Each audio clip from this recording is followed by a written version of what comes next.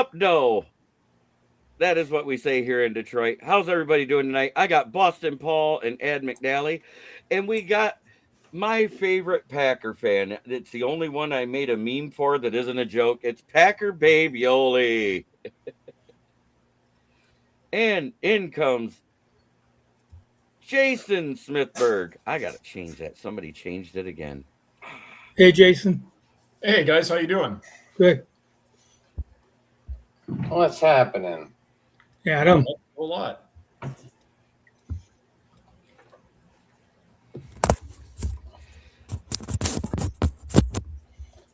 There. Now I got Jason in the right spot so he's not covered up by my comments.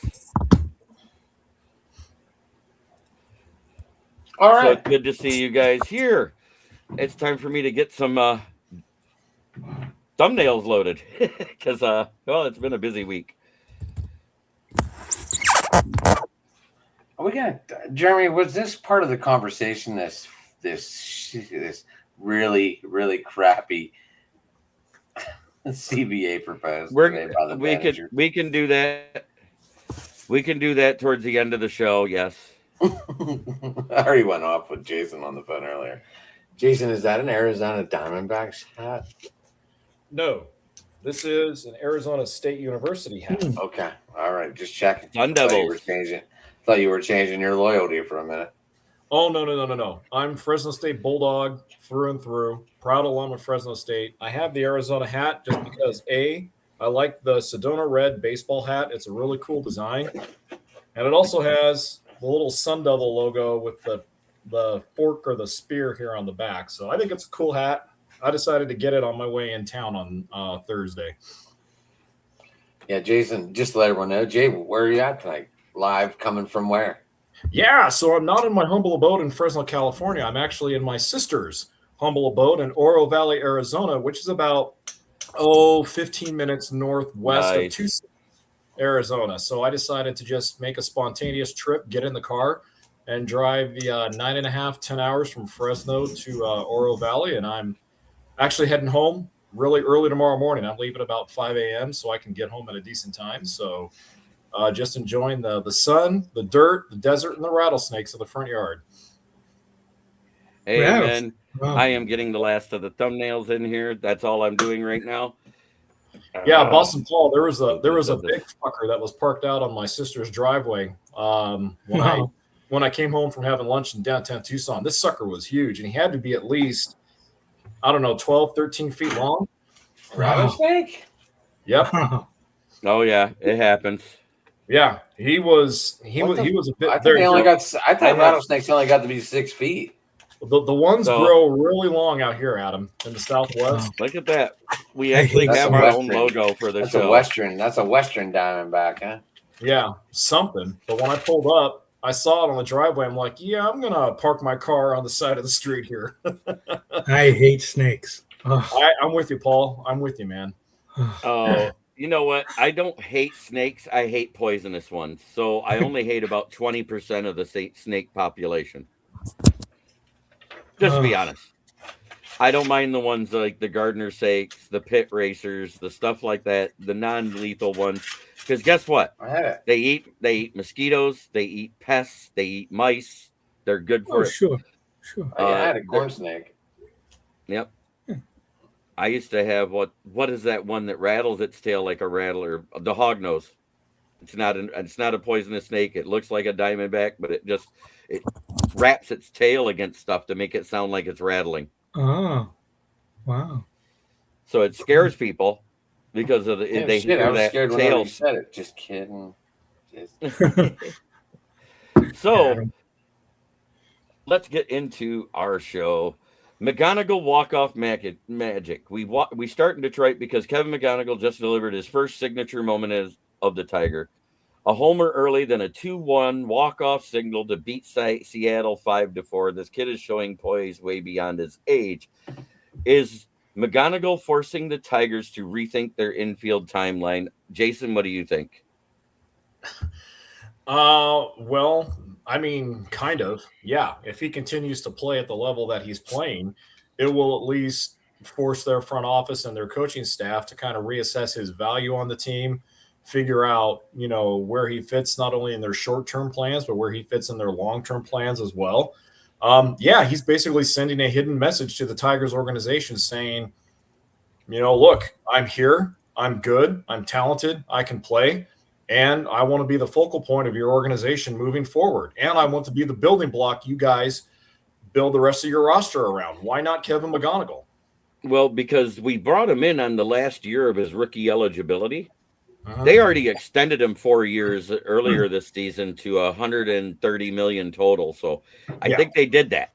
I think they said, or 128 million, excuse me. Yeah. But they definitely gave him a much better deal than they gave Cole Keith.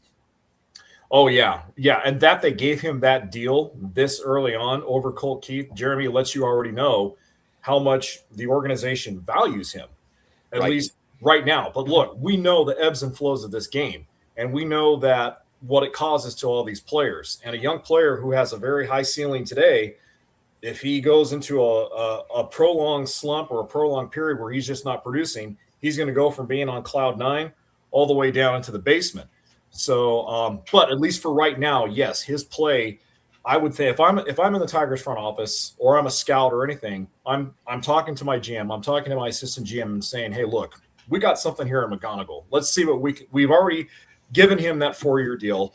Let's make him the focal point of our rebuilding project here in Detroit. And let's keep AJ Hinch. Let's don't fire him, at least right now. Amen. I've been trying to tell some of the people that are so down on Hinch, remember, a general manager in baseball isn't like a general manager in football. He does not have control over the call-ups and send-downs. Right. That's all on the POBO, the president of baseball operations. Yep. Boston Paul, what do you think about what I asked about McGonigal? Well, listen, his plate discipline, meaning more walks than Ks, his speed, his gap power with some home run pop. I give it a thumbs up, man. Thumbs up. I give it a fire. Ed, what do you think, Adam? I have no complaints on the kid. I want to see you. I would have liked to seen you push because I really didn't get a chance to see your shows because I thought you were just doing Lions talk. I'm surprised you didn't push the All-Star ballot and try to get him past number three voting, like sharing the link out there on every show. He is number 3 behind. I don't even know who's behind, but he is number 3 in the American League. So maybe he'll make it by, the coach's Well, as decision. these injuries keep mounting up, he'll probably move up very quickly because he is holding that 290 batting average right now. And I think that's amazing. The lowest it's been is 285, and the highest it's been has been 310. Rich told me 8:30 his time. He's going to try and pop in. Okay, great. Perfect. MDE said that Cole Keith is as valuable as a merry-go-round pony versus McGonigal. That dude is secretariat. What makes Cole Keith valuable is that contract he gave him. Everybody was like freaking out because they thought it was $28 million a year. No, it was 4 years at $28 million. His cap hit this year is only 9, and next year it's 8.75. It actually goes down. He did recently hit 3 home runs. Yep. I do. Are you leaving out Travis Pisana, MD? Are you leaving out Pisana? I know. No, that's one of the guys he's behind. I believe, isn't he? Right, but MDE saying it's between McGonigal and Parker Messick, which is there should be 2 more. But obviously, Chase getting hurt has not helped anything right now. Who knows how long he's going to be out? It said 10-day IL. I don't know if you saw that or not, Jeremy, but I am. Bazana is 3rd, though, in my opinion. Is what he said. You're talking about Travis, the guy you talked about. Well, yeah, Travis Pisana hit another home run last night, I believe, number 5 on the year. Cole Keith has 7. If we're only going to look at home runs, we can, but Travis Pisana, I think his on base percentage is up over 1,000. It's insane. It's okay. I understand, but let's go. I got more questions here. I figured you were going to get off the Cleveland subject real quick. Does this? No, we actually put your pitcher in there, Messick, for Cleveland. I know, and I threw the other two that are in for Rookie of the Year in the AL. Is this the moments fans look back on as his breakout moment? What do you think, Adam? For who, McGonigal? Yeah. I mean, we've been. I obviously, me and you and this whole panel have been. We're baseball people, so we've been looking at him since pretty much spring training. Yeah. Like we knew this kid was special. There. Yeah. We were just worried he was going to be down in AAA and not up here right away because of contract issues and, waiting a month or whatever bullshit. But yeah, so we knew it. Everyone on this panel, I think, agreed that Connor Griffin should have been up here right away. I think I was the only one that said Skeens should have been up here for opening day roster, but that's a whole nother issue for last year. All right. Boston Paul. He broke out the minute he came up. He's been terrific. I mean, is he going to break out? He already has, and he's going to be by the end of the year. His numbers are going to be huge. Jason. Yeah, I agree too. I think there's a big second half surge coming for him. I think he's just getting his feet under him. And let's also not forget that he didn't spend a lot of time down in the minor leagues before they called him up. I think he'd only spent maybe 2.5, maybe 3. Yeah, 2 seasons. Okay, thank you. 2.5 seasons. Yeah, you were right. Yeah. 2.5 seasons down in the minor leagues is not a lot of time as far as player development is concerned. But because he has all that raw natural talent, I agree with you guys. Second half surge could be right around the corner and give him the plate appearances that he needs to contend for that Rookie of the Year award, and hey, possibly even more. Who knows? All right. Personally, when I'm watching him at the plate, he has the plate discipline of a 10-year vet as a rookie. That's what I see. Like you said, more walks than strikeouts, hitting for power and pop. Yeah.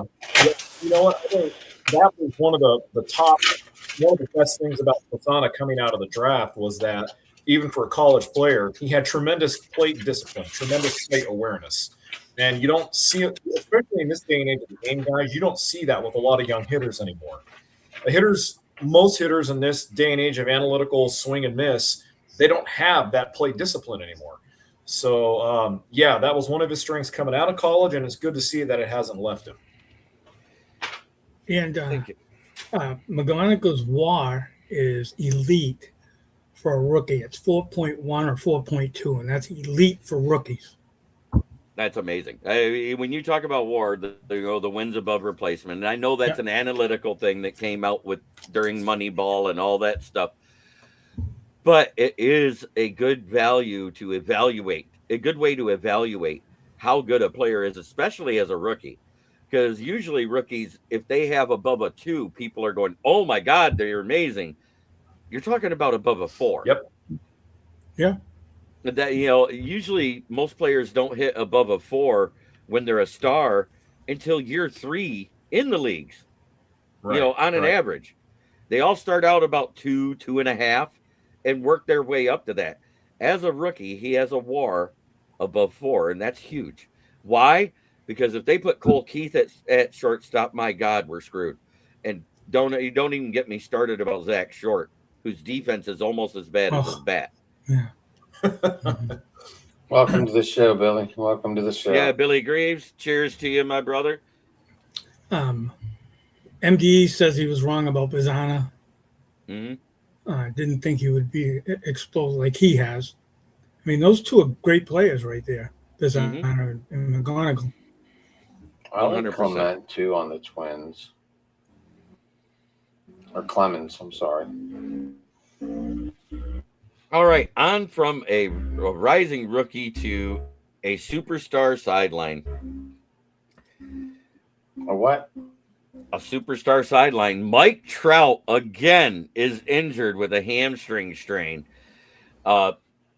This guy just can't stay on the field. It's no wonder why the Angels don't make the playoffs. I'm sorry, you know, and your biggest star on the team, the one that has all the money wrapped up, can't stay on the field for an entire season. He played 74 of the first 75 games, and then he had the hamstring. Jason, what do you think about that with Mike Trout? You know what, Jeremy, it's sad because Mike Trout could retire right now and be a first ballot Hall of Famer, hands down. It's sad. What's sad about it is that I guess it's the way that he's sustaining these injuries. It's happening on routine plays. It's happening. He, like with this most recent injury, he injured it just running down the first base line. And we also need to remember that as great as Mike Trout is and has been, he is 34 years old. Yep. He is way past his prime. But with that being said, I would still take him on my roster any day of the week and twice on Sunday. But Jeremy, it's just sad to see him constantly deal with these injuries, and not just 1 or 2 seasons, but he's been dealing with this off and on for the last 5 or 6 seasons. It's been about 6, yeah. Yeah, and he's only played about, I think, 120 games is the most he's played during that 6-year stretch. You know, I have a buddy who's an Angels fan. He lives down in Anaheim. In fact, I'm going to be seeing him on the way home tomorrow. And he was actually hinting at me, well, you know, Trout keeps getting injured because he's taking steroids. His body's just breaking down. I said, no. No, because he's been this big from jump.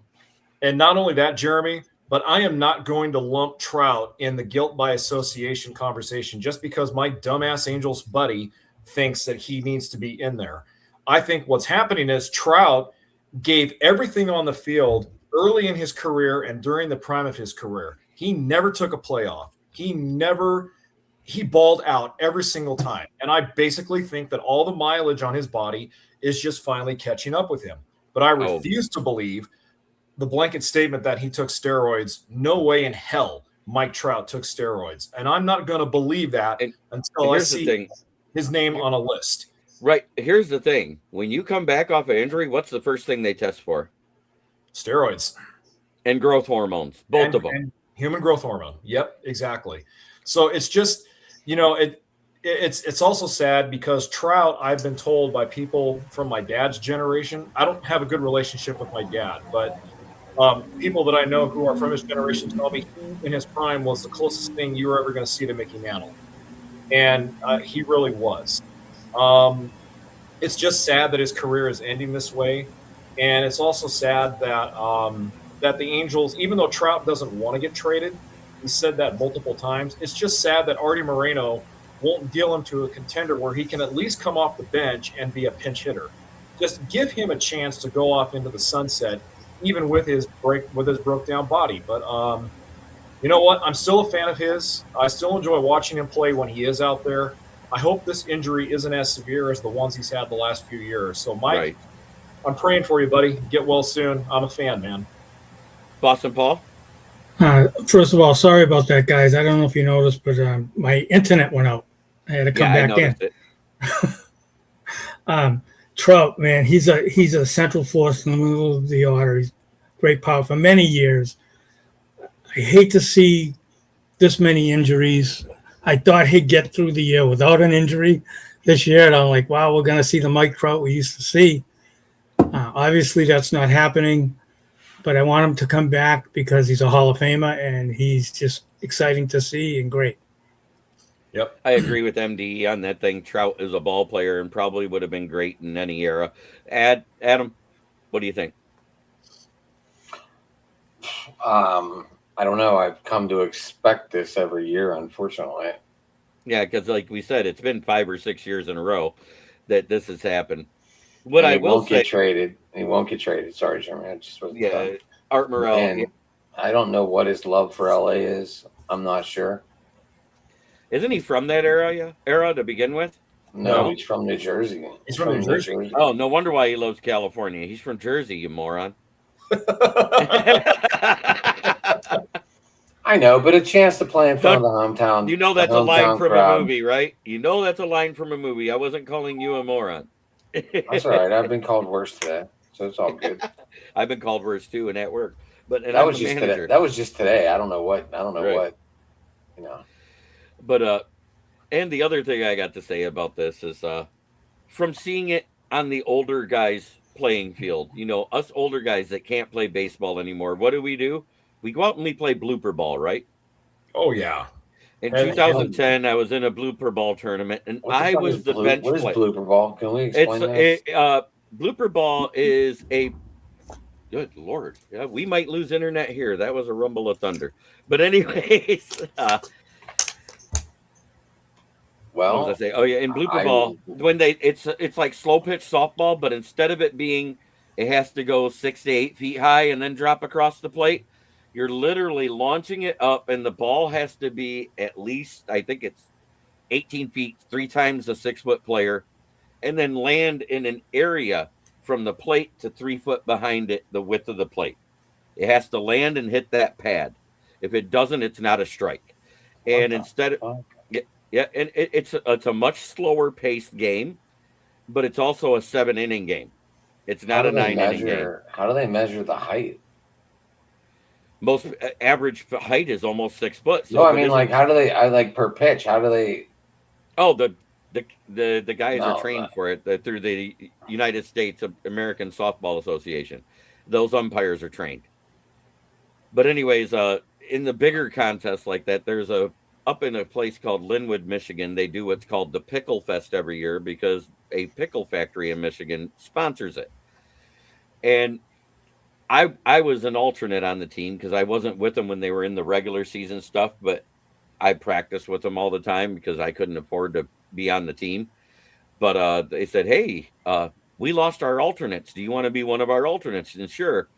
And their catcher was a guy my age now. He was 55 at the time. And he hit a shot where, I'm sorry, if I'd have walked, I'd have had a home run. But while he was running to first base, you watched his hamstring pop from behind. Oh, it's one of the most gruesome. When a guy's wearing shorts, that's one of the most gruesome injuries I've ever seen physically that close. You know what I'm saying? When you're sitting on the bench and you, oh crap. Yeah. He literally fell onto first base and was barely safe when they threw the ball in. He crawled to it, falling. Well, they put me on base. The guy hit a single to right, and I went all the way to home. I said, I'm not stopping. I'm going to score. Oh yeah. But okay. That I'm just saying that was blooper ball, kids. Yep. So, well, all I'm saying is when a player is past their prime, injuries like this are going to happen more and more often. So we can all hope somebody stays when they're 34 years old in baseball, that they'll stay healthy, but the odds are they won't. That's like a pitcher staying healthy at 43. We all hope it'll happen, but we all saw with Verlander, it's not happening. Yeah, and Verlander finally did the right thing by announcing he's going to retire. He should have done that 3 or 4 seasons ago, but hey, he finally got it through his thick skull that he's not winning any more Cy Young awards and throwing any more no-hitters. Right. He's going to try to come back and maybe be not a rotational guy, but a mid-reliever, which is what I said he should have been when we signed him. And that's perfect for him at this stage. Bring him out for 1 to 3 innings and sit him down. That's it. Yep. I hear you. Guys like... I'm sorry. Go ahead. Just let him finish out the year and move on. And now I want to get to a subject that Adam's going to love. You made a trade. Oh, we did. It's a good trade. That's a great trade. We got Endy Rodriguez. We have Hunter, or we have Davis and Hunter Stratton. Right. We have Davis and Rodriguez behind the plate now. Bart had some pop in his bat, but after seeing, we brought Stratton back. He used to pitch for us guys, just to let you know. His arm has improved a little bit. They say he added about 3 to 4 more miles per hour. But Sammy Delon, whatever his name is, for the catcher for the Braves, he's not very good defensively. He was 4 for 40. The Braves had to make a move. Right. They had to do something. It was a good move for both teams, is what I'm saying. Right. So You so I guys feel it got was a good better move. and got you guys got better by getting Stratton into your rotation and or He's into a bullpen guy. or bullpen. Yeah, I know. You needed a bullpen guy, if I remember right. You were talking about that because your Rich starters was, yeah. were okay. Rich brought that Yep. up. But at the same time, you also needed more in the farm because you've had to call everybody up over the years because your team's cheap and don't pay players. Well, we're not the lowest payroll, but we're No, in close this year enough to last place. I Just mean, on this panel above me, yes, I am the lowest payroll. yeah, on this panel, it is the Poverty Pirates versus ninth place Tigers for money.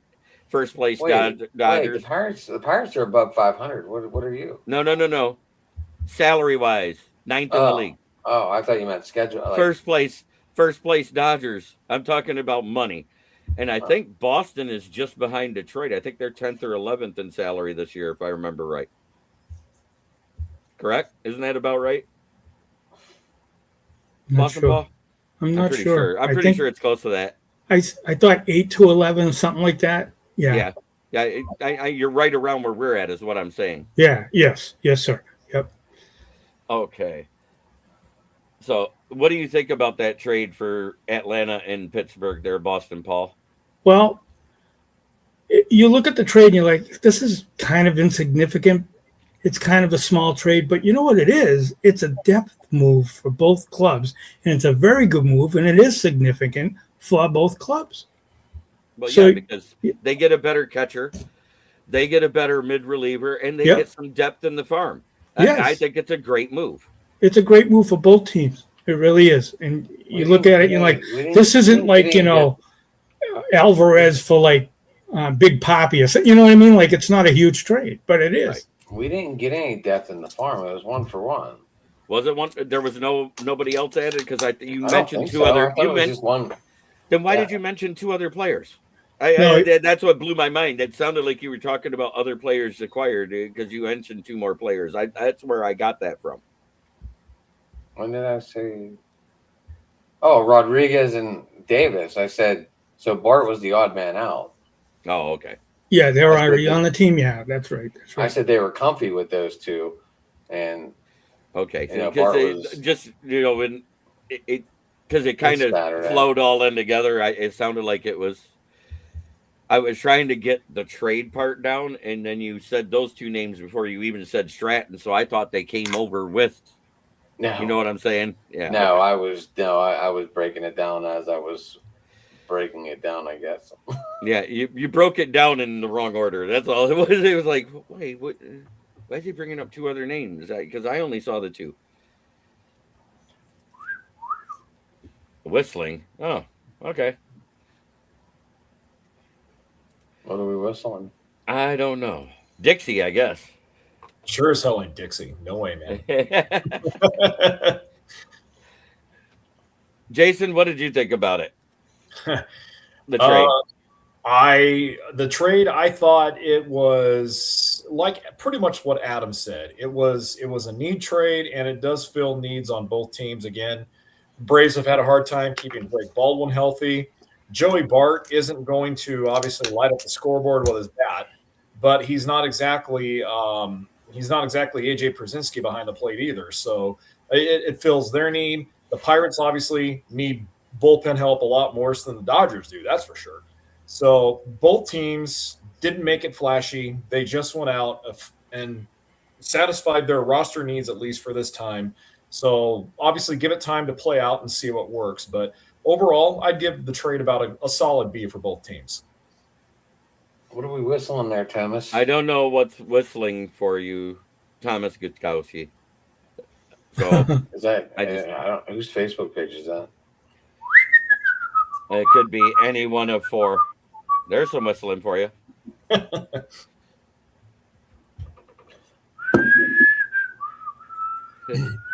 All right, let's move on. And then we hear about Bobby Witt for the Kansas City Royals having some knee discomfort and exits early. Early reports are he's on the 10-day IL and you're waiting to do more work MRI wise to see It if was it's just a anything strain. It major? was just a strain. I read that today. Okay, so he's just on the 10-day, right? Yeah, he did the MRI thing, and it just came back as a strain. So, Hallelujah. Jason, what do you think about that news? Well, I mean, it was bound to happen. yeah, honestly, I don't really know how to feel about that. I love Bobby Witt. I love watching him play. So I'm going to miss watching him there at shortstop, because when he is healthy and when he is manning that position, he's arguably one of the top 5 players at his position. And it's not like, honestly, it's not like Kansas City's really going to miss him, because last I saw, they were either 29-41 or 30-41. So the Royals are kind of mired at the bottom of the AL Central there. And even though Witt's having a solid season, there's still a lot of rumors floating around that they're going to be blowing things up at the trade deadline. Matt Quattro's job is on the line here. He could be on the hot seat real soon. So, I just want to see Bobby get back and healthy, just so I can watch him play. And hopefully it's just the standard 10 days, and then he gets a rehab stint, and then he's back on the roster before they know it. Right. Boston Paul? It's just a relatively positive news for the impact player on a struggling team. Yeah. The guy's great. Nobody wants to see him go down. Everybody wants to see him play, just like McGonigal, just like, the stars of the league. You never want to see a Bobby Witt go down. Adam? I mean, obviously, we've all said we don't like seeing them go down, obviously. But the Royals also have Vinny Pasquantino on the IL. They have another guy too. I think it's a pitcher. Salvador Perez is. I know he hit a home run the other day, but he's been very, very quiet year this year. Yeah. There's been helping. a lot of very quiet years. Look at Tatis out there in San Diego. I was just sticking with the Royals because Vlad Guerrero finally hit another bomb. Hey, Boston Paul, he got you a run. Such a great trade. Great. Yeah, but I don't have him in, Jeremy. I left him out today because he was injured. Oh, great. He hit a bomb yesterday. He hit the bomb yesterday. Or maybe it was 2 days ago. It was a couple of days ago. But I left him out today because I'm like, he might play, might not play, and then whatever. So now this is kind of the feel-good story of the week. Woo! The emotional rebound gem by Brian Wu. Where's the shoes? Yeah, I didn't have a picture of the cleats. I'm sorry. I was looking. Yeah, I know. But he visited the Seattle. While he was injured, he visited the Seattle Children's Hospital, and the kids parents that was there he visited all chipped in and designed special cleats for him. And he wore them that first night out back pitching after returning from injury. And it's the first time he looked as good as he looked 2 years ago. Lights out. Before his first injury. Yeah. So. Can't whistle. Yeah, I can't whistle worth a fuck. But anyway. And yes. Thank you, Jason. You're welcome. My pleasure. Yeah. All right. So I just think that was very good because Ryan Wu actually almost broke down about it after the game in his interview because he was so touched emotionally by what those kids and the parents did for him. What do you think about that, Adam? Oh, it's a good story.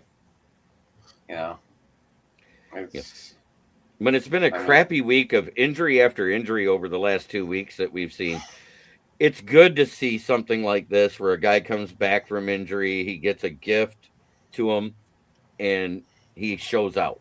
Did the MLB fine him by chance for not wearing shoes like the NFL? No. I'm just curious. They're pretty loose on that. They're pretty loose.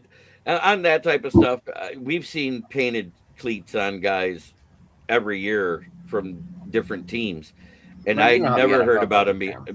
But it's not the NFL, so that's why was my point.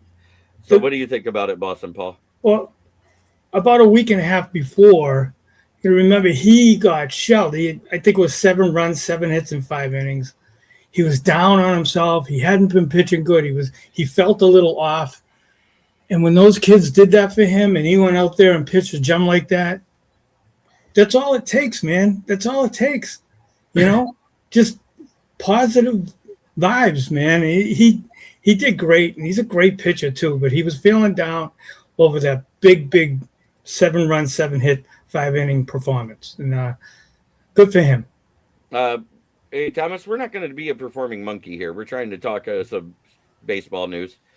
And lo and behold, in comes Big Rich Richardson. How you doing, Big Rich? Evening, boys. How's it going? How you doing, Rich? What's happening, Richard? Yeah, it's one of those crazy weekends. Happy Father's Day to all of those who it applies to. Yes. I forgot Thank you. Father's Day. Yeah, thank you. Thank you. Happy Father's Day, Jason, Adam Thank you. McNally, Big Rich, and of course, Cat Daddy. The Wow. biggest cat daddy in the world right here. Jason, what do you think about that news about Brian Wu and that emotional rebound that he had after that shelling? I loved it. It's a great, like Adam said, feel-good story, but also in addition to all the injuries that have just really kind of kicked all of us in the nuts like Lionel Messi, let's also remember that it's been a rough week for MLB in the news as far as positive news because, of course, a lot of the news headlines have been flooded with, the San Francisco Giants Pride Night debacle with 4 of their players being fined by MLB for not conforming to uniform code for one night. That's been a pretty depressing story. Now we hear that the Department of Justice is going to start getting Major League Baseball for violating those 4 players' civil and religious rights. So, yeah, Jeremy, this has been a great story in an otherwise crappy week for Major League Baseball across the board with the Giants incident, with all the injuries. I love it. It's great.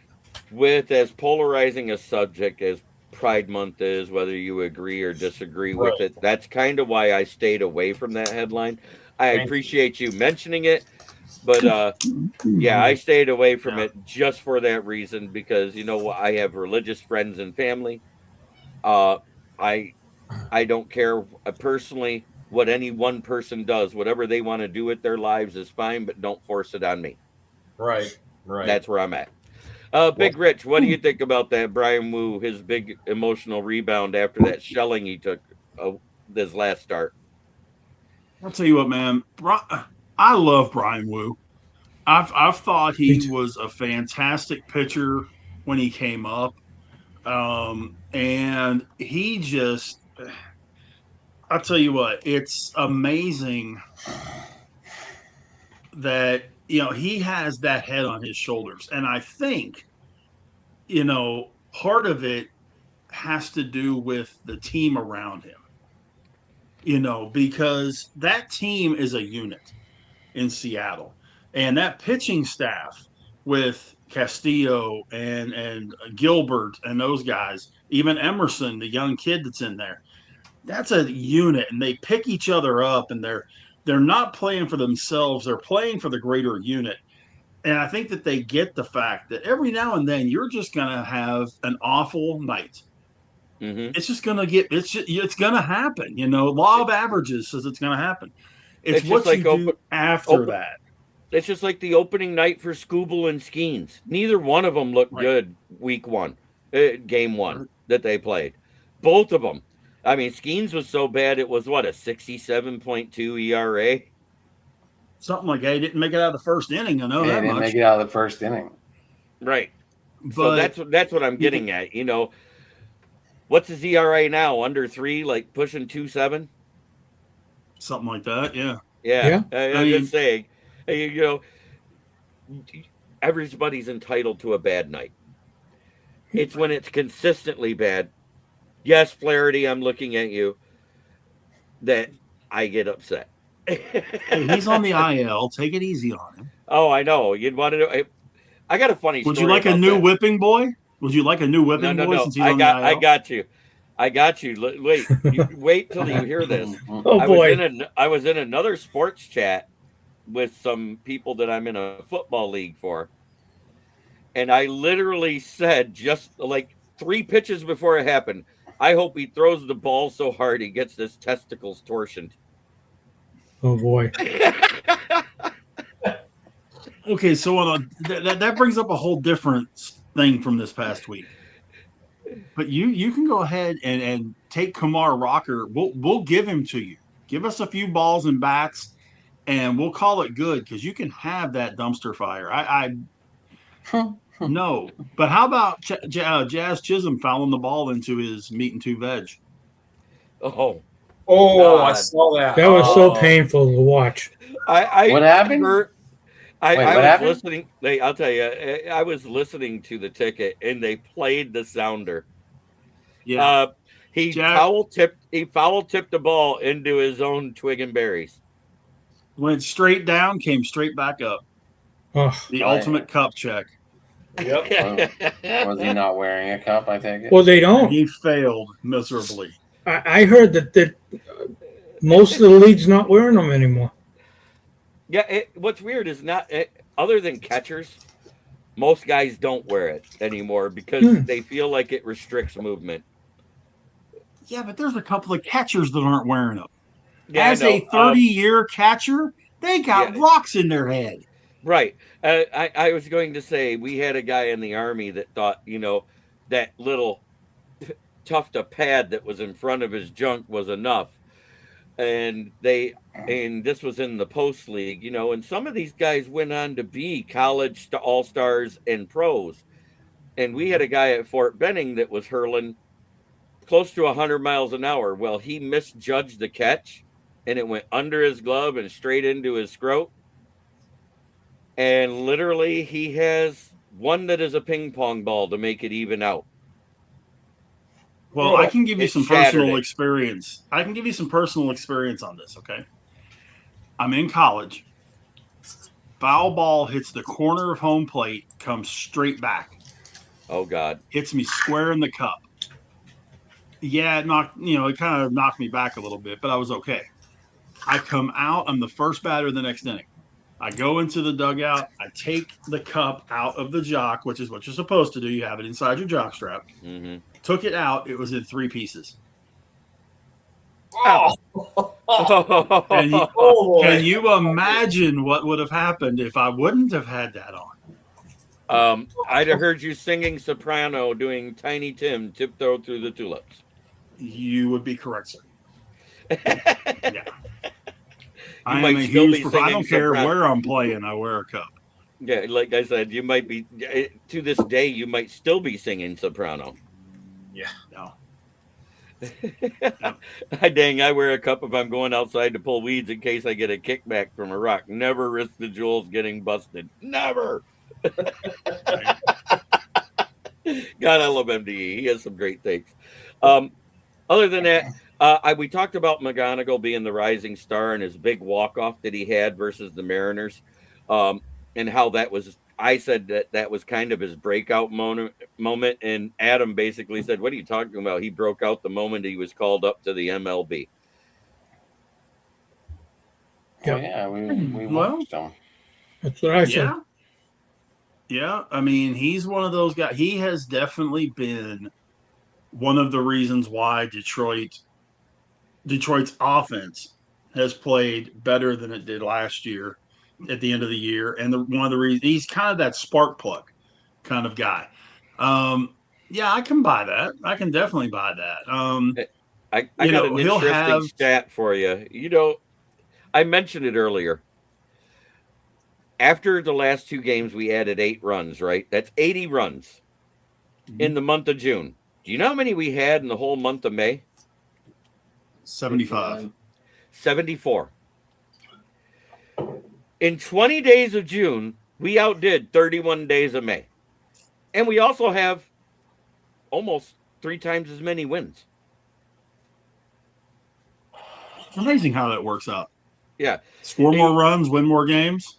It's amazing how that. That's while 2 of our consistent hitters, one of them just came back, and another one other than him got hurt. And I was like, oh God, here we go again. And then we had that bad series versus the Twins. And then the White Sox have been a better team than the Twins. and we come out and have a comeback win last night and then beat them 1-4 today. And I was like, this was the type of run production that we said at the beginning of the season. If we can score 4 or more runs, we can compete with anybody in the league, especially in the American League, because the entire American League batting average is 25 points lower on average than what it was last year. The win totals at this point, the best team in the league, in the American League, has 10 less wins than they had last year at this point. And it's mind-boggling how bad the American League as a whole is. Well, does anybody disagree with that? Me saying it that way? No, I think to me anyway, I think that the American League has so many more players that are all or nothing when it comes to the bat. It's either a strikeout or a home run, a strikeout or a double off the wall. You don't see as many guys trying to get on base, and that's their job, as you do in the National League. You don't have the guys that are, like a Luis. And I realize Luis Arias scores a bunch of runs, gets on base. That's it. He couldn't hit a home run if you paid him. But okay. you don't pay him to hit home runs. You pay him to get on base. There's a lot more guys that are playing, and I think the managers have to do with that too. Because if you look at the managers in the National League, there's a lot more mechanical, play smart, using their brain, not analytics, managers in the National League than there are American League. All right. The next subject was Mike Trout to the IL, and is this just bad luck or workload mismanagement? Because he played 74 of the first 75 games at 34 years old. Well, I would be willing to wager anything you want to wager that Trout would tell his manager he wants out there every day. That's just the way Mike Trout, whether he's 24 or 34 years old. But yeah, I mean, he's going to be another one of those guys like a Griffey Jr. that you sit there and you go, man, if he doesn't get hurt all the time. Yep. Like once Griffey left Seattle, he was hurt every time he turned around. If he doesn't get hurt, Mike Trout is probably 700 home run guy if he doesn't get hurt all the time. Right. He's probably going to be a top 10 hitter all time, maybe top 5. Top 2 or 3 right-handed hitter of all time. But, and he doesn't get, I jammed my toe, I'm going to miss a week. He gets injuries where he misses a season or months at a time, It's been his shortest stint, I believe it was 2 years ago when he missed 3 months of the season. And that was his shortest injury. And this is a hamstring strain so far. They haven't said if it's going to be a 60-day IL yet or not. I believe the MRI is due on that. The other good news that we got is Bobby Witt did not have major damage to his knee, and he's only on the 10-day IL. That was confirmed by MRI. Thanks for the update on that, Adam. And for the White Sox the other day versus the Yankees, Benintendi in a pinch hit situation pulls a Kirk Gibson and hits a grand slam. Well, that's another feel-good story this week.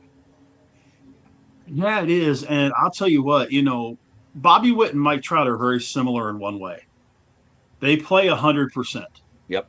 They go out there and they play very hard every day. It could be a 4-3 game or a 14-1 game. And they play very hard the way the game's supposed to be played. And sometimes that results in injuries, like what happened with Bobby Witt. What was it, yesterday or Thursday? One or the other. Thursday. But yeah, the Andrew Benintendi thing, yeah, I like the guy. I don't understand why so many teams have been down on him and that. I thought that he could be a really good piece to a playoff team. And that ball he hit the other night came through clutch. He's become that guy. And Benintendi is always outside the zone too. Yeah, it was a pitch outside the zone, and he barreled up on it and pushed it in the other direction to get the home run. He didn't have to pull it. He just used a pure swing. Is that who? I don't remember who it was, but someone has 8 home runs and 6 of them are all opposite field. I don't remember who it was. I saw I it think today. that is Benintendi. He had a Is it tendency to do Benintendi? that when he was a Red Sox, didn't he, Boston Paul? In that clutch situation, I remember in that one year in the playoffs, he was one of the guys that cranked one down the line opposite field. I never was a Benintendi field person in Boston. Personally, I don't think he did nothing in Boston. He was so highly touted coming out, and disappointed. He was so disappointing afterwards. I thought he was going to be like. Do you guys remember Mike Greenwell? Yep. That's who I thought he'd end up like. And Yeah, Greenwell is a great hitter. yes, and I was so glad when they traded him. I didn't care. I was like, go. You know. All right. And now we're to MDE's favorite and most fun segment that I do on the show. It's the rapid fire takes. Have you guys ever performed this with me, Adam? Yes. I know Jason did last week. Yeah. So basically, I'm going to pose a question. If you agree with it, say fire. If you don't, say ice. This is to engage the chat in the show more. So there we go. It's time for rapid fire. Is McGonigal already Detroit's most clutch hitter? Fire or ice? Jason. I'm saying fire, baby. Boston Paul. Fire here. Adam. Fire. Rich. Fire. All right. This walk-off proves Detroit's youth movement is officially here. Fire or ice? I'm going to start with Big Rich. Fire. Adam? Wait, what is fire? The I youth don't remember movement the with question. Detroit, that we're going to younger players now for stability rather than depending on every single vet we have. Oh yeah, definitely. Okay. Boston Paul. Definitely fire. Yeah, I know. Call up Max times 2. I want both Maxes up from Toledo too, and that's going to be a subject for another week. Jason, what do you think? Is that fire or ice? Yeah, I'm going to go fire as well. All right. This injury ends Mike Trout's chance at an MVP level season. Fire or ice, Jason? Unfortunately, I'm going to say fire on that one. Boston Paul? Fire. Adam? Fire. Big Rich? I'm with Jason. Unfortunately, fire. Yeah, I'm unfortunate too, but I mean, Yeah. unfortunately, you can't go either way. The Angels should reduce Trout's workload permanently. Fire or ice, Big Rich? Oh, They're gonna have to. ice. Ooh. Adam? I mean, I know they're not because they pay them too much, so it's like, how about water? Water. Okay. Boston Paul? Water. Ice. Too good. All right. Jason? I'm going to say ice as well, simply for the fact that he's the only reason Angels fans still go to the games. So definitely ice. I think it's ice. LA's playoff hopes are finished without Trout in the lineup. I think it's funny, but go ahead, Jason. Oh, for crying out loud. The Angels' playoff hopes were dashed in spring training. This is definite fire. Boston Paul. This is fire. Their playoff hopes were dashed last year. Adam. I thought we were talking about we were talking about trading Trout to a team that can make the playoffs before the season even began. I know. So I take it you're on the fire train too. Well, yeah, you know. Big Rich. Yeah, fire. I say Blazing Inferno. Yeah, there you go. Flamethrower. My God. Benintendi should be hitting higher in the White Sox lineup. Fire or ice? Big Rich. Ooh. Oh wow. I mean, he's hitting third. Ice. No, but he's actually rotational though. He may be hitting third, but he's not hitting every day. They've been putting him on the bench. He was called in to pinch it at third that night. Well, like today he hit third. So maybe they did already, and I missed it. I mean, Fire that he needs to be in the. Yeah, Fire that he needs to be in the lineup every day. Yes, Fire. Okay. Yeah. Adam. I mean, with the loss of that rookie kid, I can't pronounce his name. Murakami. Yeah, that guy. So someone's got to fill the role. So yeah, get him in there. I'm Boston burning Paul. Fire, you got to have him in. All right, Jason.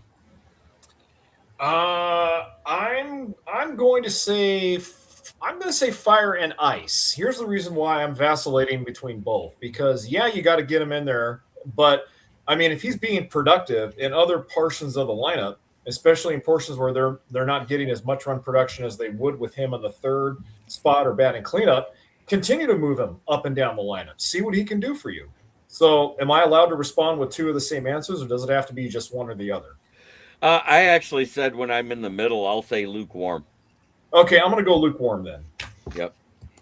MD, where the hell are you eating sushi? It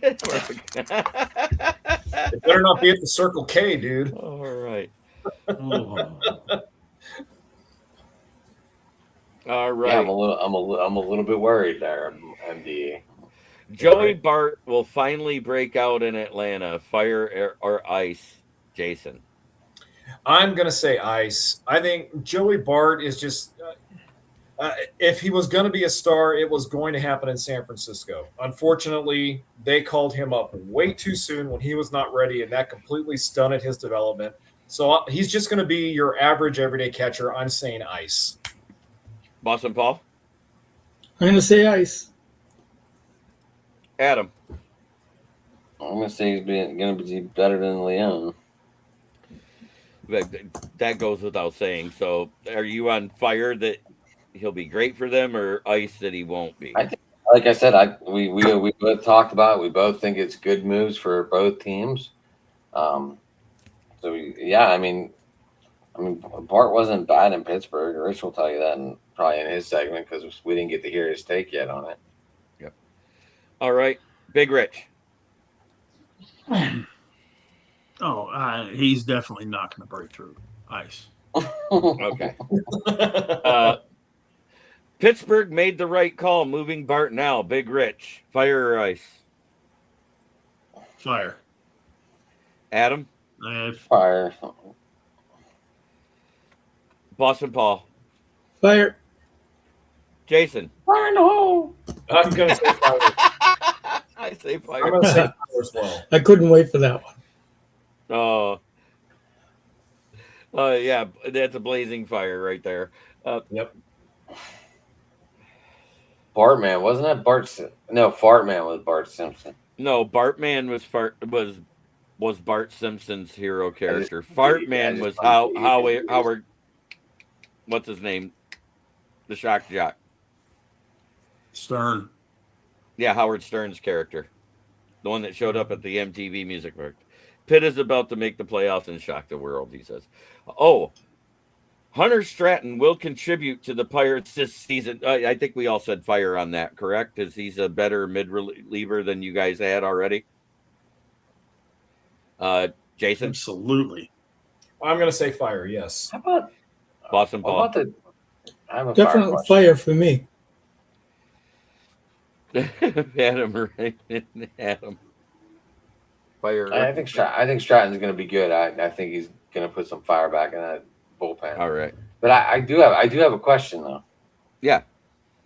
Why? Like, what do you guys think of the White Sox dropping Burke into the middle or relief pitching opener role now? I think it sucks for my fantasy teams. I have them in 4 different teams. Would you like him in another league? No, I'm good. Thanks. All right, big Rich, fire or ice. I'm expecting a trade soon, Paul. All right. Did I hear the question again? Oh wait, I think you already answered. I think I'm to Jason. I went backwards this time. That's right, Jason. Oh, Fire or Stratton. ice on Stratton. Yeah. Fire. All right. I look at it this way: he can't be any worse. Should Kansas City shut Witt down until he's 100%? Jason, fire or ice? Yes, knee injuries of any kind are no joking matter. And with a young player like Bobby Witt, who's already one of the 5 best at his position, you don't want to take any chances. There's still plenty of season left to play. Shut him down, bring him back when he is 100% healthy and he checks off all the boxes. So fire, yes. Boston Paul. Fire like I want to fire the Red Sox. Okay. Adam. I'm putting the fire log on there. All right. Big Rich. Fire. Yeah. Safe and sorry. Kansas City needs to add infield depth immediately, especially at first base. Fire or ice, Big Rich?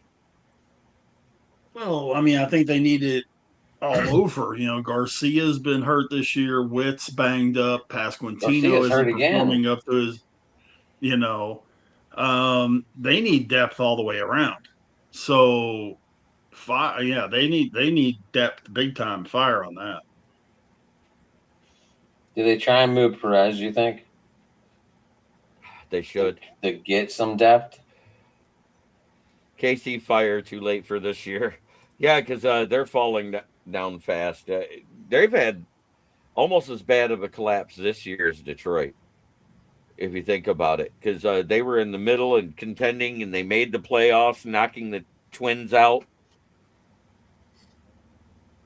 They're having a rough season. Yeah. Now, does Byron Buxton get dealt? Not yet. No, I mean, does he? I don't know. I hope so, and I hope I know too. I'll talk about that in a minute. Brian Wu is Seattle's most important young starter. Fire or ice, Big Rich? Woo. After the diatribe I just went on a few minutes ago, man, I mean, Adam knows how much I love that pitching staff. Kirby. Yeah, fire. Okay, yeah. Adam. Yeah, I'm with Rich. Okay. Boston Paul. Fire. Jason. I got to go fire as well. And me too. I'm at fire. This rebound outing proves Wu is mentally built for big moments. Fire or ice, Jason? I'm going to say lukewarm. It's a big step in the right direction for him, but let's wait and answer this question if the Mariners make it into October again, and then we'll see how he does in a big game situation. So I'm going to go lukewarm for now. Boston Paul? I'm going to say fire. Adam? I'm with Jason because, I mean, it's one game. I can't judge someone on one game, sorry. It was a great game, but, I mean, I can't judge someone on fully one game. Right. Okay. Big Rich. Well, if you look at how he pitched last year in the postseason and things of that nature, yeah, fire. I say fire too, just because of that, because he's been very good most of the time. He throws more strikes than off the plate, even with ABS. The guy had a bad night. I don't know what was off. The one analysis that I heard said it looked like he was falling off the rubber towards first base. So every time he was pitching to the right-handed batters, it was drifting off the plate on him when he would normally nibble the outside corner. So I think that had a lot to do with it, and I think it had to do with a mental block of some sort. And I think it was huge to him. And the last question on this part is Seattle's rotation is good enough to carry them into contention. Big Rich, what do you say? Fire or ice? Absolute fire. Adam? Fire. Boston Paul? Fire. Jason? I'm going to go fire a little bit. I You know, say mini Fire. bonfire. I think in that AL West, that's the best rotation in that division right now, in my opinion. I don't think it's close. Yeah. I mean, that was the one division we absolutely agreed on, Big Rich, when we broke it down. That preseason show that we did, if I remember right. Yep, absolutely. And who was that only In fact, guy that I've got said it that right Milwaukee? Who was that only guy that said Milwaukee Brewers are going to win the Central again? Not That over was yet. me. It's not over yet. I don't know. Some wise guy from up north. I don't know. Okay. Just checking. But yeah, we AL West. Actually, I was the only one that picked Seattle to win it. Okay. But I picked Seattle to make the playoffs. Everybody had Seattle in the playoffs. You sure I didn't have with Seattle the winning it? exception of Joe. Oh no, I'm sorry, with the exception of Dylan. Yeah, Dylan had no faith in him Who whatsoever. did I have? Did I have Texas? You did. You had Detroit, Baltimore, and the Yankees. There's no way I had Detroit. You did. You had Cleveland winning the division. Okay. You were the only one that didn't say Detroit to win the division. You had Okay. Cleveland Just winning the checking. division. I was like, wait a and minute. then Detroit, the Yankees, and Baltimore as wild cards.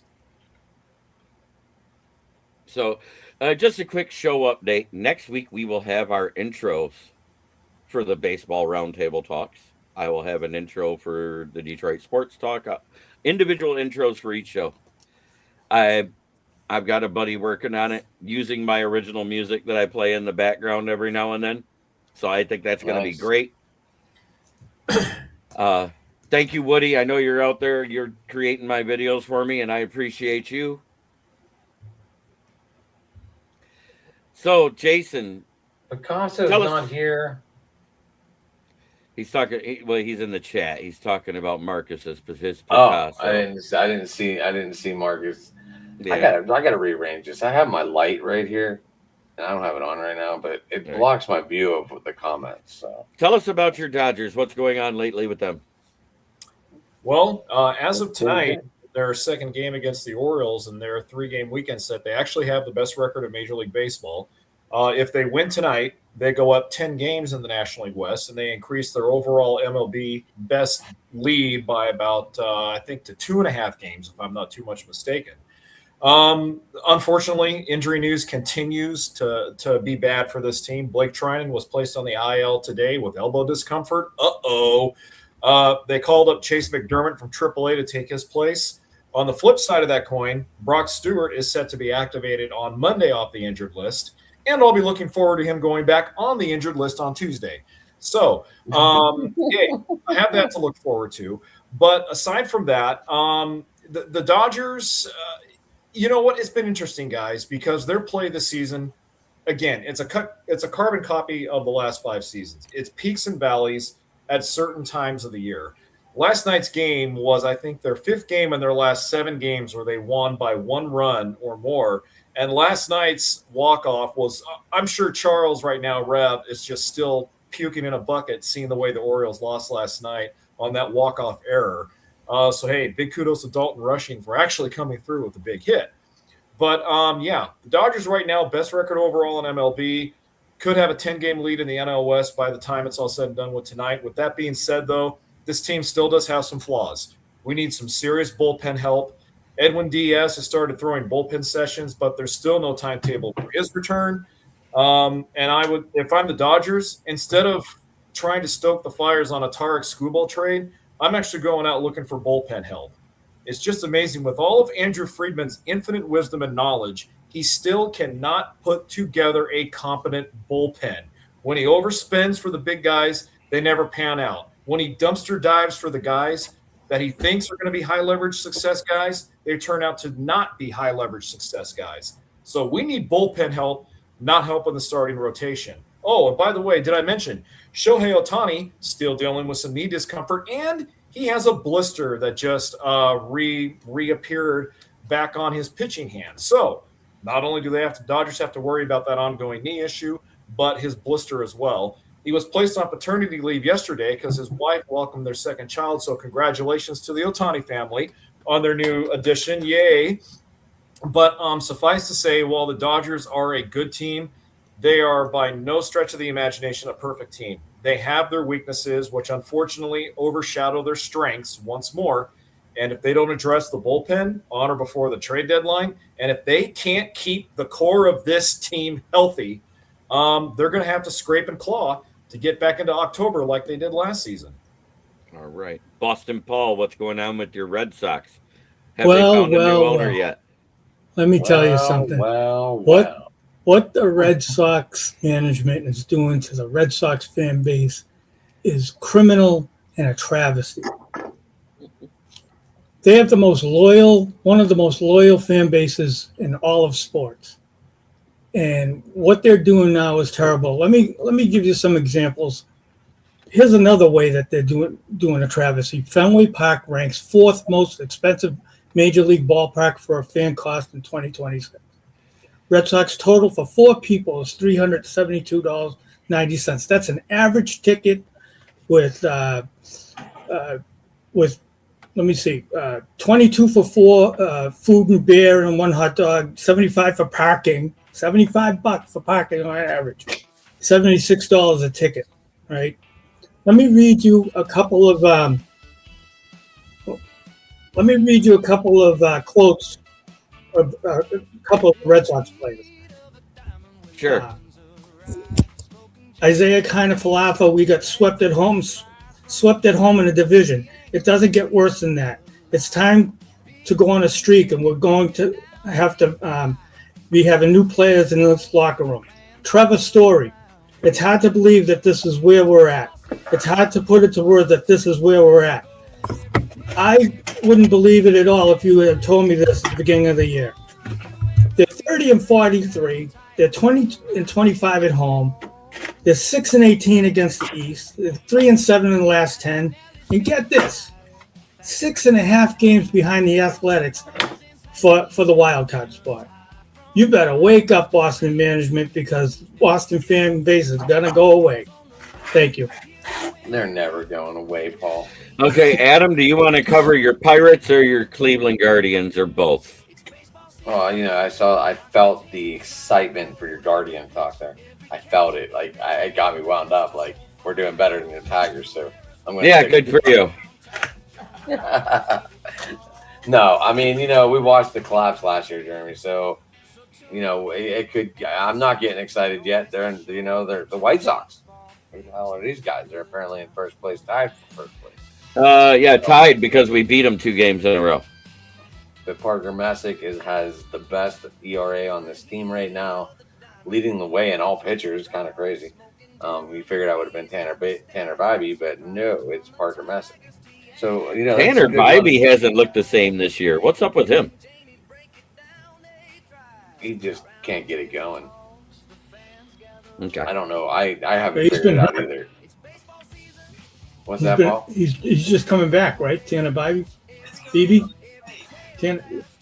No, that's not. Yeah.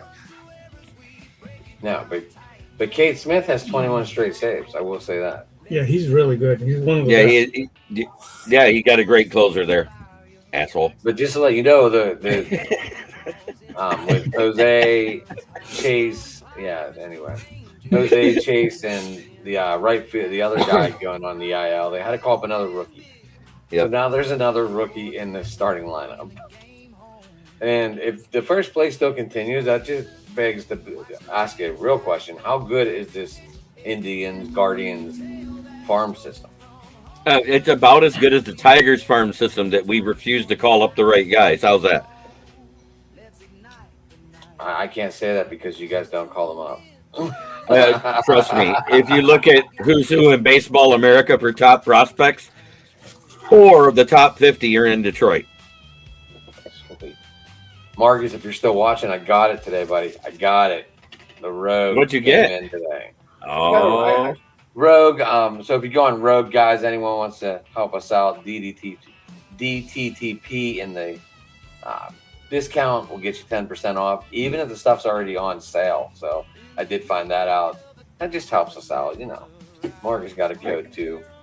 But anyway, that's So that's your Guardians talk. What about your Pittsburgh talk here, buddy?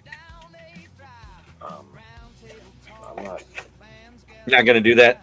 Okay. They're too hot and cold. They're too unpredictable right now. I mean, Okay. they win one game, and then they lose two. It's like a one step forward, two steps back. And if they lose again tonight, it will be. Paulo Abdul said that's because opposites attract. That is a Paula Abdul, the little cartoon, and Yeah, that's what I. because we come together. Because opposites attract. Yep, it ain't fiction. It's a natural fact. Right. We got this. We come together. We're opposites. Opposites attract. Jason, if your daughter's listening, she's going, "Who the hell is Paula Abdul?" And she's going to look up that song, Opposites Attract. You watch. Then The Big Rich. What was the other one? What was the other one she had? Straight up. Straight up, now tell me. She'll probably recognize her more as a Laker girl. Ever, oh, now I've Got caught in a hit and run. Straight up, now tell me, do you really want to love me forever? Oh. Oh This is where this is where his daughter is going. Dad, are you doing this online? So hold on, Rich, you're not aware of this right now. Jason is in Arizona at his sister's house. He's not even at his house. So his daughter's gonna he's gonna walk in his house and his daughter's just gonna hang her head and walk to the bedroom and go. And your sister's gonna look at you and go, "I should have came in and started singing, Jay." My sister already thinks I'm crazy, so I have nothing to lose. Yeah. So Big Rich, let's talk about. Do you want to talk about your Rangers or your Pirates? Well, let's talk about the Pirates. Okay, because they're doing better than the Rangers. Well, they are, but the biggest thing with the Rangers right now is I think they're in the process of trying to really get young. I will not be the least bit surprised if Corey Seager, with that big contract, gets traded at the trade deadline. I would not be surprised to see Jacob deGrom get traded either. Nate Eovaldi's been shut down again with knee soreness, so it's just turned into a dumpster fire. The Pirates are in the middle of undoubtedly their most hellacious month of the year. They're 6-10 in June, which has them at 500 going into tonight. But in the month of June, they faced Houston, Atlanta, the Dodgers, Miami, the A's, Colorado. They have left in the month Seattle, Cincinnati, Philadelphia. Ooh. Is So that Bryce Harper hit for the cycle today? Yeah. Just as you said Philadelphia, that comment came up. Wow. But they that's definitely a murderer's row. Adam and I talked about this the other day, that if they finish the month at 500, They did I'd be great. happy. Right. I'd That be means they did 100% great. happy. Well, they're 6-10 right now. And where are they as going into tonight? They're at 500. Paul Skeens is on the hill. It's 2-1 Colorado in the bottom of the fourth. But if they go through this whole thing and they're still at 500, that gives them some really good confidence going in to the All-Star break, which is just 2 weeks after that. And they're going to get guys back. Connor Griffin is down in Florida working on some things. He'll be coming back soon. O'Neal Cruz will be back shortly after the All-Star break, and he was having a career season. He's on pace, to hit 35 and drive in 100 and steal 50 bases while he's at it. So Wow has really done great things. O'Hearn has done great things. But the biggest bright spot to this whole team has been my guy out of Robinson, Braxton Ashcraft. This guy is putting up better numbers in his last 10 starts than Paul Skeens. He has just been absolutely ridiculously good. The bullpen has completely wet the bed when he comes out. The Pirates have blown 17 holds or saves at this point in the season. 17 holds or saves. Wow. ERA to me means nothing when it comes to relievers. How many guys that were on base scored? That's what I want to know. And that's what's happening with this Pirates bullpen. If the guy gets on base, you can almost write it down. They're going to score.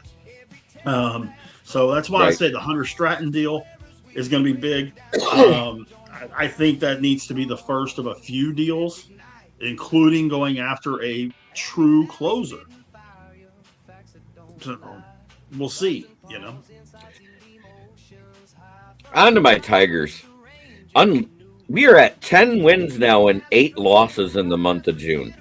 Compared to May, where we had 6 wins and 23 losses, this is a trend in the right direction that we wanted to see for Detroit fans. We've scored 77 runs prior to today's 4, so that's 81. Do you know how many runs we've scored for the entire season? 313. Do the math. We've literally almost hit 25% of our home runs in the month of June. Wow. And the month's not over yet. We had a stretch during the first 12 days where we hit 30 home runs. And the interesting thing that I found out about that when I did a little research was that's the first time in Tigers history where they had that many home runs in 12 days. And that the Tigers have been around for 125 years, people. Their first season was 1901. Put that into perspective. Think about this. We got four World Series championships in our history. 2 with Cobb, 1 with K-Line, and then the 1 with Jack Morris and Kirk Gibson and company. So it is a storied history. Is it few and far in between? Yes. We're due. It's getting to where I think about the Tigers the same way I do about the Lions. Just one again. One again before I die.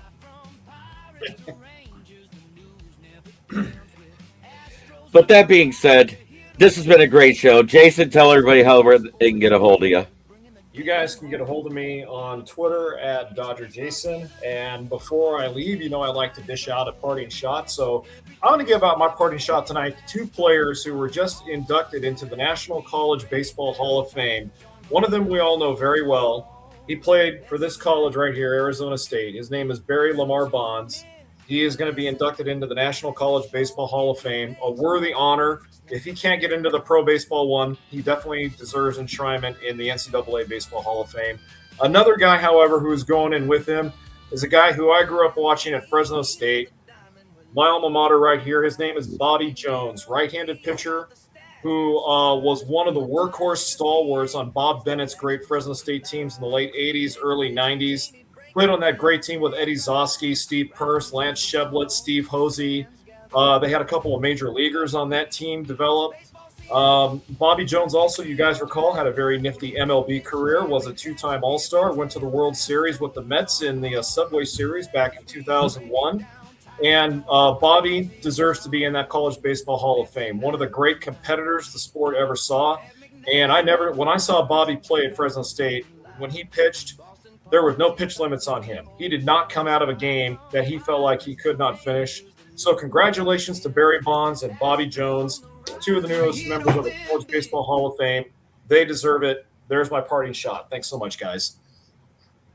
All right. Boston Paul.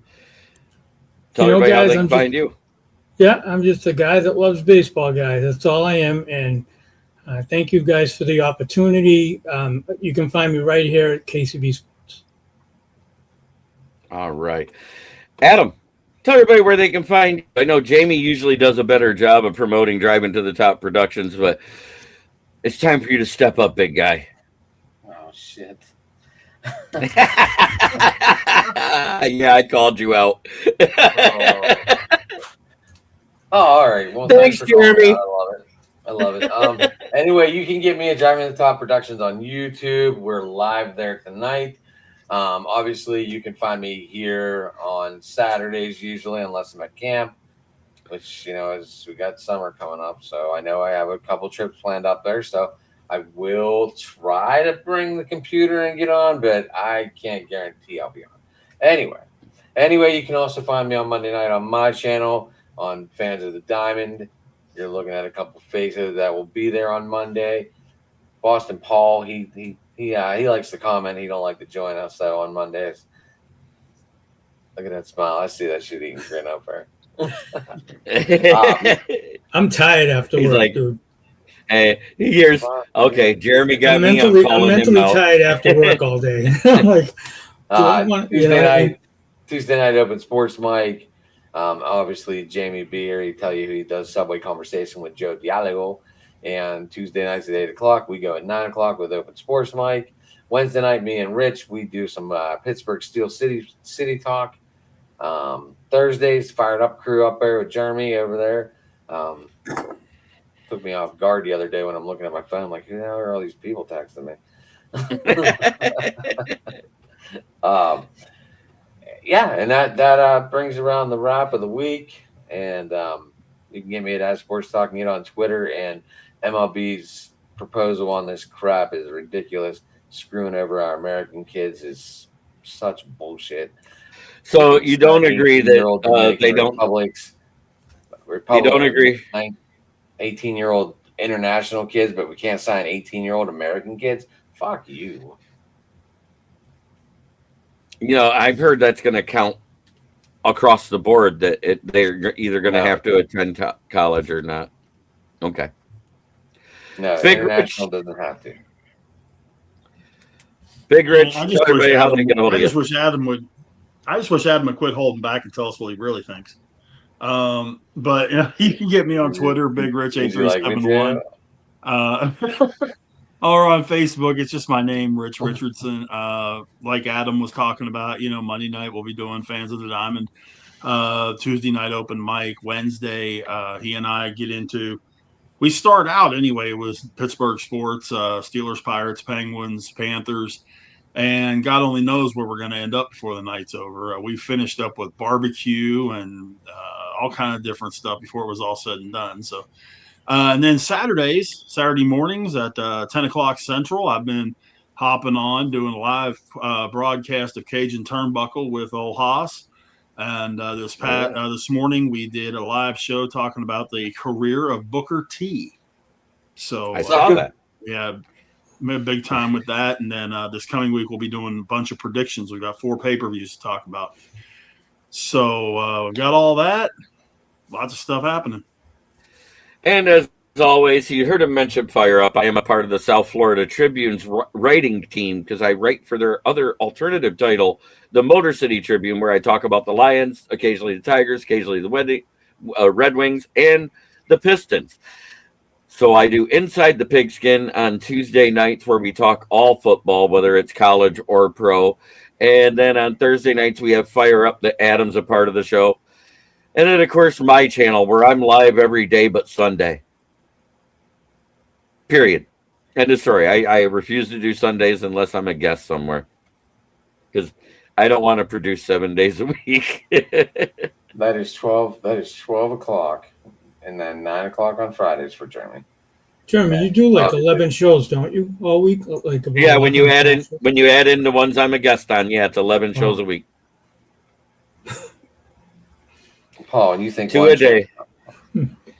Adam, I promise I'll come on your show one of these days. I promise. Hey, we like you just being in the guest channel. I know. I want to say right now what I say at the end of every show.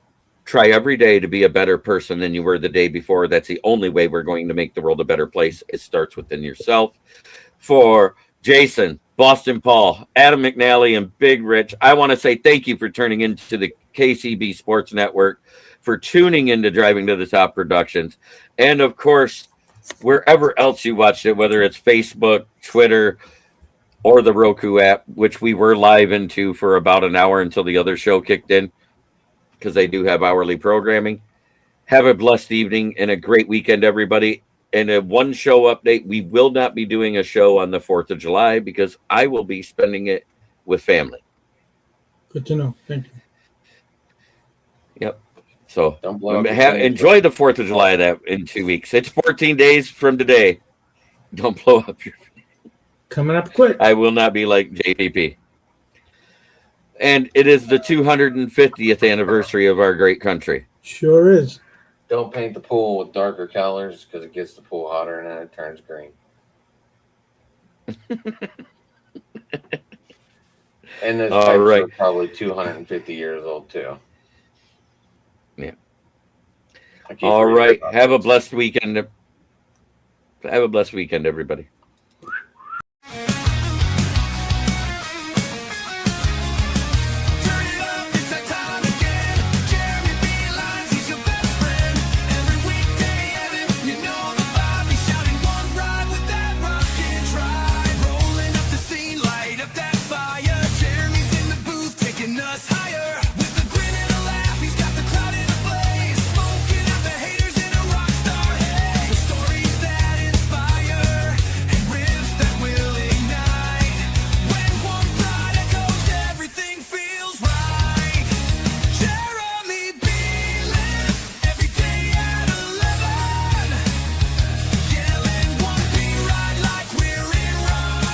This is a Huddle Sports Network broadcast. You can find us on Roku TV, Amazon Fire TV, Facebook, and of course YouTube. Get all your NFL news here first.